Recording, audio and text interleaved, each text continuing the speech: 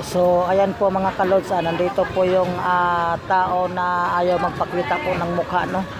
Ito po ay ating videos ay part 2 na po, no. Ayan po mga kalods, siya po ay humihingi po ng tubig, no, mga kalods. Ayan po.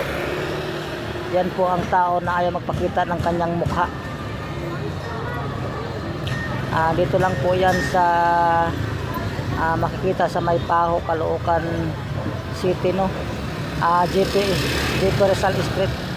Ayan po mga kalods.